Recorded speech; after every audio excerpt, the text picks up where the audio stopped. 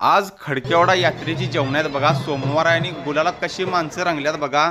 पालखी वगैरे घेण्या लागतात आणि इथं जमलेली पब्लिक बघा. हे मंदिर आहे भैरोबाचं आणि जवळपास 10 ते 15,000 लोक बस इथं आलेले आहेत देवदर्शनासाठी. आणि हे इथं निवेदन घेऊन घेतात बघा.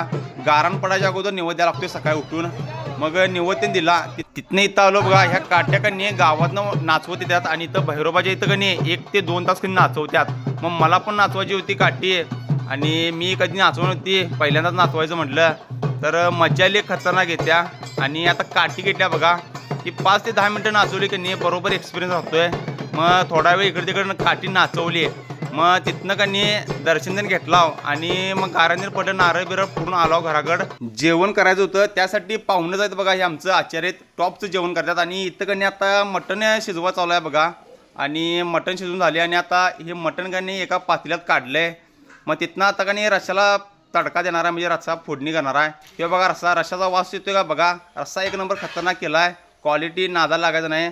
आणि कोणाला जेवण करायचं असेल तर सांगा, एक नंबर क्वालिटी करतात. आणि हे बघा सुक्क केलंय खतरनाक केलंय. या जेवायला संध्याकाळी. तरी तुम्हाला ब्लॉग कसा वाटला कमेंट करून सांगा लागते.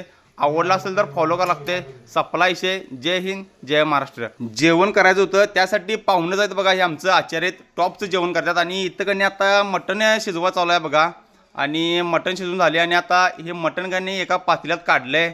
मग तिथनं आता कनी रश्शाला तडका देणार आहे म्हणजे रस्सा फोडणी करणार आहे. हे बघा रश्शाचा वास येतोय का बघा. रस्सा एक नंबर खतरनाक केला आहे. क्वालिटी नादाला लागायचं नाही.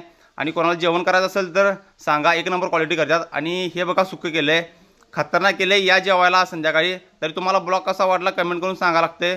आवडला असेल तर फॉलो करा लागते. सप्लायशे. जय हिंद जय महाराष्ट्र.